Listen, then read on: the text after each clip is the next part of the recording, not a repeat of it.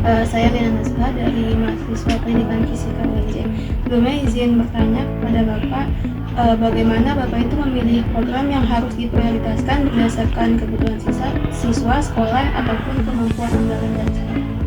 Oke, sebelumnya Waalaikumsalam warahmatullahi wabarakatuh. Saya Muhammad Irwan Syafruddin, selaku kepala sekolah dari SMK Pendidikan Tinggi Jakarta. Untuk terkait langsung ke pertanyaan pertama, itu terkait dengan program yang harus diprioritaskan, tentunya tidak bisa jauh-jauh dari dunia pembelajaran. Seperti itu. Berarti program akademik ya. Nah, program akademik ini tentunya kami memilah dari sekian program yang memang harus diprioritaskan, itu kami koordinasikan dengan pihak kurikulum, dan juga kurikulum itu mengacu kepada apa yang sudah diarahkan oleh dinas. Seperti dalam kurikulum Merdeka ini ada di sana kegiatan program itu untuk kunjungan industri seperti itu. Nah, kunjungan industri ini menurut saya menjadi salah satu program yang prioritas juga. Kenapa? Karena SMK itu mengacu kepada dunia kerja. Makanya SMK itu harus punya ciri khas, dia berbau dengan dunia kerja. Nah, terkait dengan beberapa hal-hal yang lainnya terkait kebutuhan siswa, udah pasti siswa butuh dengan bagaimana sih pengalaman kerja itu yang ada di dunia kerja yang sesungguhnya seperti itu. Ya, mereka ada pengalaman juga seperti PKL itu tentunya menjadi prioritas kita juga. Terus juga pokoknya dengan hal-hal yang berbau dengan industri itu menjadi program utama kita yang harus diprioritaskan, karena ketika mereka lulus dari sekolah ini mereka harus bekerja. Tentunya tools atau bagian-bagian yang memang terkait dengan persiapan masuk di industri itu yang harus kami hadirkan di sekolah ini. Selanjutnya, bagaimana cara Bapak itu membagi tugas kepada guru dan staf agar semua pekerjaan di sekolah itu dapat berjalan dengan baik? Dalam pembagian tugas, mungkin secara lengkapnya itu kami belum yang serapi atau sebagus mungkin sekolah-sekolah lain, karena kebetulan saya juga kepala sekolah baru di sini, baru 3 tahun, jadi masih belajar dan masih banyak hal-hal yang perlu saya perkaya diri saya terkait dengan manajemen kepala sekolah itu sendiri. Dan terkait dengan pembagian tugas tadi ya, pembagian tugas itu mungkin sejauh ini saya belum punya yang sifatnya itu tertulis atau secara lengkap dalam satu bundel buku, itu mungkin belum rapih lah, belum lengkap gitu. Tapi untuk pembagian tugas mungkin itu sudah saya instruksikan kepada para wakil yang memang membidangi di dalam bidangnya. Seperti kurikulum itu kan berarti membidangi tentang pembelajaran, berarti dia membidangi tentang proses pembelajaran apa aja terkait dengan gurunya, terus persiapan mengajarnya, dan itu sudah saya tugaskan kepada kurikulum. Silahkan atur sebagaimana mestinya. Yang penting pembelajaran di sekolah ini harus tetap berjalan. Seperti itu contohnya. Ini juga dengan wakil-wakil yang lain seperti wakil kesiswaan, bagaimana mengatur untuk peraturan tata tertib di sekolah ini terkait dengan siswa, mulai dari pakaiannya dan lain sebagainya. Itu sudah kami bagi, hanya bentuknya itu adalah lisan seperti itu. Tapi untuk yang tertulisnya mungkin secara lengkapnya kami lagi menyesuaikan seperti itu. Lalu apa yang Bapak lakukan untuk memastikan bahwa seluruh program sekolah itu dapat terlaksana dengan baik? Untuk bisa memastikan itu sendiri, beberapa program yang sudah kami laksanakan, seperti contohnya PKL ya, kami melakukan sidang atau presentasi. Itu contohnya ketika mereka sudah melakukan PKL di perusahaan 4-6 bulan, itu mereka presentasi di sekolah ini depan guru-guru atau depan pembimbingnya hasil kerja mereka bahwa sehari-hari seperti ini. Nah, dari situ kita bisa melihat bahwa PKL itu bisa berjalan atau enggak. Tapi untuk terkait program apa namanya yang berjalan itu sendiri, tentunya saya tetap mengandalkan para wakil-wakil saya ini untuk bisa apa namanya langsung terjun ke contoh kayak misalkan PKL, berarti itu kan yang menangani adalah bidang kurikulum. Nah di bawahnya lagi ada namanya kepala jurusan, kajur gitu kan, kepala program atau kaprodi seperti itu kalau di kampus gitu ya. Nah nanti mereka bakal kumpul rapat seperti itu, apakah hasil ini sudah maksimal atau belum, atau sudah mencapai target atau belum. Itu biasanya langsung saya tugaskan kepada apa namanya wakil yang memang membidangi di dalam. Kalau saya bersifatnya hanya sebatas laporan saja bahwa kegiatan ini sudah berjalan, ada kejadian ini, baru nanti kita koordinasikan dengan yang bersangkutan. Lalu apa yang Bapak lakukan untuk memastikan bahwa seluruh program sekolah itu dapat terlaksana dengan baik? Untuk bisa memastikan itu sendiri, beberapa program yang sudah kami laksanakan seperti contohnya PKL ya, kami melakukan apa namanya sidang atau presentasi.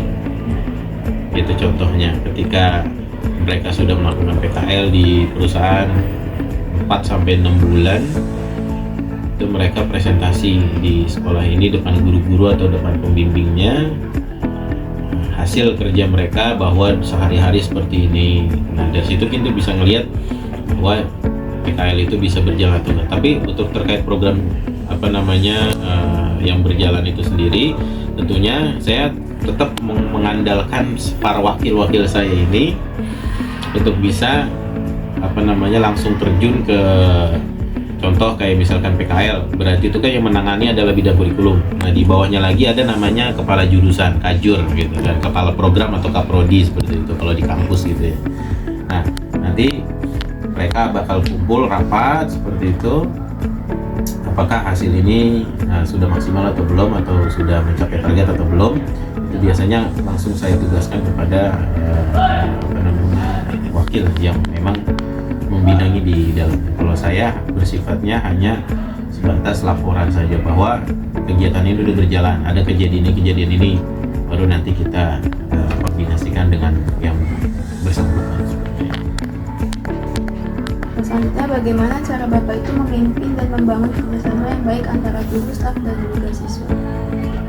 Oke, untuk membangun ini, nah ini salah satu hal yang lagi saya pelajari juga, karena saya itu kalau di Instagram sekarang kan, di Instagram tuh lagi rame iklan-iklan gitu kan, kita ngomong kita butuh apa, keluar iklannya. Nah saya lagi butuh itu bagaimana cara memimpin dalam diam. Jadi saya itu orangnya nggak yang apa namanya interaksi iya, tapi sampai yang ceplos-ceplos lah, apa bahasanya tuh ya, kayak dia tuh berani gitu, misalkan ini salah, nggak boleh begitu, harus begini, ini salah. Nah saya tuh yang memimpinnya itu nggak yang apa namanya langsung di tempat itu udah salah negor gitu kan, enggak. Jadi saya kadang-kadang memperhatikan dulu, mempelajari dulu masalahnya apa namanya, baru saya tangani masalah itu. Bagaimana Bapak itu mengevaluasi program sekolah dan apa yang dilakukan ketika suatu program itu belum mencapai hasil yang Bapak harapkan?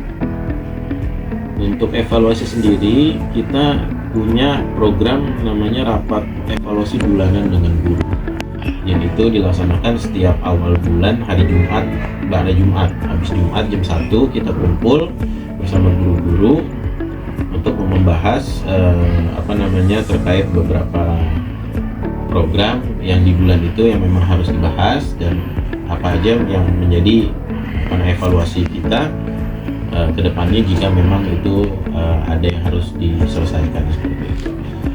Selanjutnya, bagaimana cara Bapak itu mengelola fasilitas sekolah agar tetap terawat dan dapat digunakan secara optimal? Apakah ada staf khusus untuk merawat fasilitasnya atau bagaimana? Kalau untuk peralatan sekolah yang sifatnya itu aset pembelajaran, itu memang kita ini lagi agak pusing juga ini, karena kan biasanya dia ada wakil sarpras ya, wakil kepala sekolah bidang sarana dan prasarana. Nah kita di sini belum ada.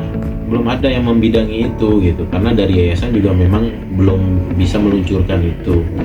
Tapi sebenarnya itu semua tanggung jawab dari kita gitu. Setiap kita di sini adalah punya tanggung jawab untuk merawat itu semua, terutama itu yang berkaitan dengan kejuruan. Selanjutnya, bagaimana cara Bapak itu memantau apakah kegiatan pembelajaran di kelas itu sudah sesuai dengan kurikulum sekolah?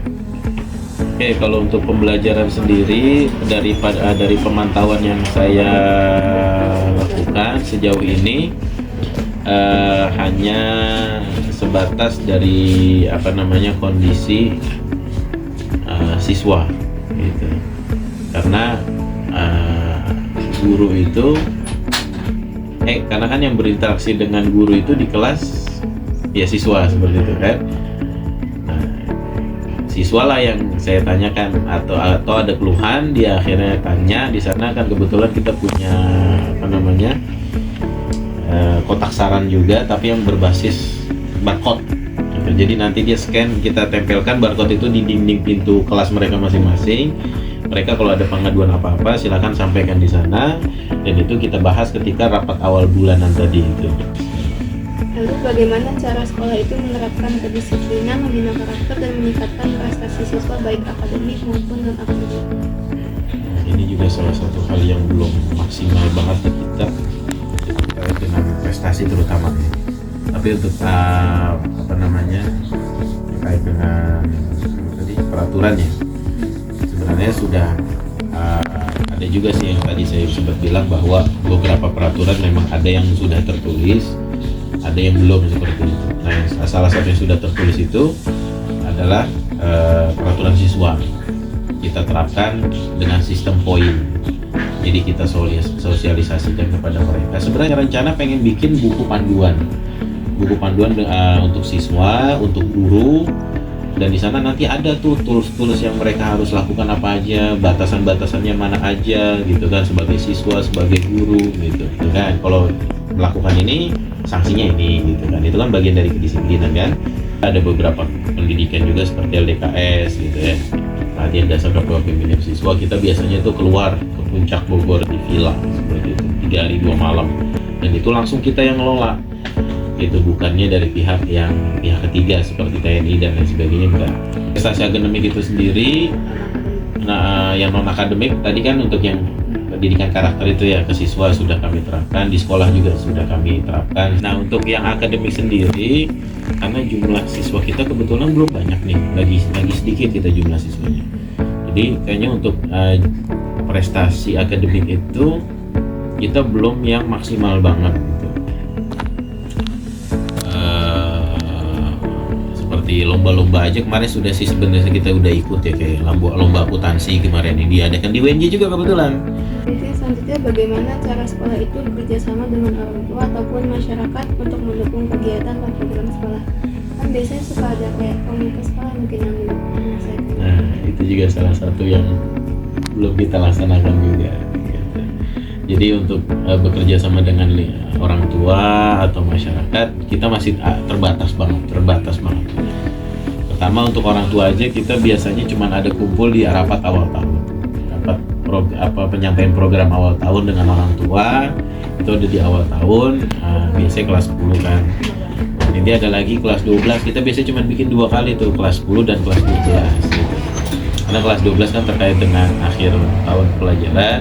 Jadi rencana tahun itu kita mau bikinnya kayak wisuda atau ada perpisahan gitu kan, dan lain sebagainya, dan persiapan kerja dan lain sebagainya. Itu hubungan kita dengan masyarakat itu masih terbatas lah, intinya tadi saya sampaikan. Dan itu juga belum terpecahkan sampai sekarang itu. Kenapa kita belum sampai ke sana itu, untuk bisa berdekatan dengan terutama ya warga-warga sini kan, di sekitar sini ini. Ya itu karena kita masih kurang untuk sosialisasi ke masyarakat. Lalu selanjutnya, apa rencana Bapak untuk mengembangkan sekolah ini agar semakin maju ke depannya? Itu dia, saya coba lagi bangun bagaimana memanage sekolah ini yang efektif itu dan bisa memberikan dampak yang luar biasa, terutama dari jumlah siswa kan. Dan untuk yang beberapa hal yang mungkin saya persiapkan, pertama saya mau bangun manajemen itu dia. Manajemen kita tuh seperti di sekolah ini seperti apa gitu, manajemen keuangannya, manajemen pembelajarannya, manajemen, dan ada beberapa manajemen kan itu kan. Kalau di ilmu manajemen itu ada beberapa manajemen itu, dan itu yang coba saya lagi bangun, saya lagi cari caranya efektif seperti apa. Dan itu cita-cita besar saya itu untuk bisa membawa sekolah ini kepada taraf yang minimal menengah ke atas lah gitu, insya Allah.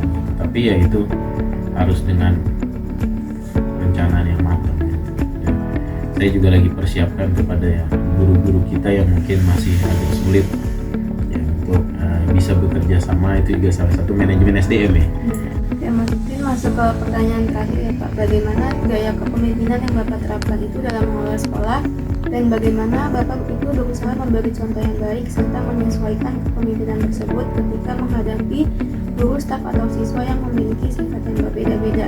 Lalu selain itu, karakter apa yang menurut Bapak itu penting dimiliki oleh seorang kepala sekolah agar dapat memimpin dengan baik? Oke, pertama terkait dengan gaya kepemimpinan tadi, saya itu memimpin tuh nggak yang istilahnya diktator ya, keras gitu kan, saya nggak kayak gitu. Tapi untuk yang mencontohkan, alhamdulillah saya perlahan sudah bisa mencontohkan. Ketika saya pengen guru harus rapih pakaiannya, ya kepala sekolah harus nyontohin dulu gitu kan. Guru harus datang pagi, ya kepala sekolah harus nyontohin dulu. Nah, gaya kepemimpinan itu yang coba saya terapkan kepada teman-teman semua, khususnya kepada guru di sini. Kebiasaan di Pelita itu seperti apa? Nah, itu yang coba lagi saya bangun, dan itu saya mulai dari diri saya dulu, mencontohkan itu semua kepada teman-teman. Tujuan utama pendidikan yaitu ketika kita mampu memberikan contoh yang baik kepada siswa-siswi kita, dan itu selalu saya tanamkan kepada guru-guru kita ini. Guru digugu dan ditiru. Kalau misalkan kitanya aja nggak bisa digugu dan ditiru, apa yang mau diambil dari diri kita? Guru itu harus bisa menjadi contoh. Nah, itu harus dari diri dia dulu, dan terutama pimpinannya, kepala sekolah bisa menjadi contoh untuk itu semua. Seperti itu, sehingga nanti siswa pun mampu untuk mengambil apa yang bisa diambil dari pembelajaran di sekolah itu. Kepala sekolah itu harus punya tangan besi. Jadi apapun kendalanya kayak besi. Gimana sih besi itu? Apapun udah, ya kaca dipecahin sama dia, ini bisa kalah sama dia gitu. Nah, kepala sekolah itu harus seperti itu sebenarnya. Ada permasalahan ini, selesaiin sama dia. Guru misalkan masih masalah, udah di sekolah 2 kali ditegur nggak bisa, keluarin. Siswa tawuran, keluarin. Kepala sekolah itu harus menjadi tangan besi yang bisa mengatur semua yang ada di sekolah itu, sehingga ketika udah diatur ya pasti semua itu bakal berjalan dengan lancar. Nah, terima kasih. Persamaan manajemen mutu total dan manajemen agile. Yang pertama, dalam aspek berorientasi pada perbaikan berkelanjutan. TQM-nya menekankan continuous improvement melalui evaluasi sistematis untuk menjaga mutu organisasi dalam jangka panjang. Untuk agile-nya, melakukan continuous improvement melalui evaluasi yang cepat dan berulang, seperti retrospektif setelah setiap siklus kerja. Lalu yang kedua, melibatkan banyak pihak dalam proses peningkatan mutu. TQM-nya mengharuskan seluruh anggota organisasi, mulai dari pimpinan hingga staf pelaksana, berperan aktif dalam menjaga dan meningkatkan kualitas. Agile-nya mengutamakan kolaborasi semua anggota tim secara responsif, cepat, dan fleksibel untuk menghasilkan keputusan dan perbaikan. Yang ketiga, fokus pada kualitas layanan yang diterima pengguna. TQM itu berfokus pada kualitas produk atau layanan agar sesuai standar mutu yang telah ditetapkan. Untuk agile-nya yaitu berfokus pada kualitas hasil kerja yang adaptif, cepat diperbaiki, dan sesuai kebutuhan pengguna saat ini. Yang keempat, menggunakan evaluasi sebagai dasar pengambilan keputusan. TQM evaluasinya dilakukan secara formal, terjadwal, dan berdasarkan data untuk memastikan standar mutu dipenuhi. Agile evaluasinya dilakukan dalam siklus singkat, fleksibel, dan fokus pada perbaikan cepat. Yang kelima, menekankan pentingnya komunitas dan kolaborasi. TQM, komunikasi dilakukan secara terstruktur melalui rapat, dokumen mutu, dan koordinasi antar bagian. Agile-nya, komunikasi dilakukan secara langsung, cepat, dan responsif untuk mempercepat penyelesaian masalah. Yang keenam, mengarah pada efektivitas proses kerja. TQM meningkatkan efektivitas melalui prosedur baku yang jelas dan standar mutu yang harus dipenuhi. Agile meningkatkan efektivitas melalui adaptasi cepat, perubahan luas, dan penghilangan hambatan dalam proses kerja. Lalu yang terakhir yaitu mendorong budaya organisasi yang positif. TQM itu membangun budaya disiplin, kepatuhan terhadap standar, dan tanggung jawab bersama. Agile yaitu mendorong budaya keterbukaan, fleksibilitas, dan kerja tim yang responsif. Lalu selanjutnya perbedaan manajemen mutu total dan manajemen agile. Aspek yang pertama dari cara kerja, TQM itu sangat terstruktur dan mengikuti alur yang tetap. Yang kedua, setiap langkah itu memiliki SOP dan standar baku. Untuk agile yaitu fleksibel, mudah berubah sesuai kebutuhan. Langkah kerjanya dapat disesuaikan tanpa harus menunggu revisi SOP. Yang kedua, fokus utamanya. TQM itu menjaga kualitas tetap stabil dan sesuai standar jangka panjang. Agile menghasilkan perbaikan cepat menanggapi perubahan secara langsung. Lalu dokumentasi. TQM itu menuntut dokumen lengkap sebagai dasar setiap kegiatan seperti SOP atau pedoman mutu. Lalu agile itu dokumentasinya minimal. Yang terpenting hasil kerja cepat dan efektif. Lalu peran pemimpin. Di TQM, pemimpin itu bertindak sebagai pengarah, pengawas, dan penjaga standar, serta fokus pada kepatuhan terhadap prosedur. Di Agile, pemimpin itu sebagai fasilitator dan pembimbing, lebih banyak mendengarkan, mengamati, dan membantu tim menyelesaikan masalah. Lalu untuk pengambilan keputusan, di TQM itu berbasis analisis data jangka panjang dan evaluasi formal. Lalu keputusan itu cenderung lebih lambat namun pasti. Lalu di Agile, keputusan cepat berdasarkan kondisi lapangan dan komunitas langsung. Perubahannya bisa dilakukan segera tanpa menunggu rapat besar. Lalu aspek siklus evaluasi. Di TQM, evaluasinya itu terjadwal, biasanya bersifat formal, seperti supervisi tahunan, audit mutu. Lalu agile-nya itu evaluasinya sering, cepat, dan informasi, bisa dilakukan setiap minggu atau bulan. Lalu tingkat fleksibilitasnya di TQM itu kurang fleksibel karena harus menjaga standar tetap konsisten. Di agile itu sangat fleksibel karena mengutamakan adaptasi cepat. Lalu yang terakhir yaitu aspek orientasi hasil. Di TQM itu berorientasi pada standar dan kepatuhan. Di agile itu berorientasi pada kecepatan, kolaborasi, dan responsivitas.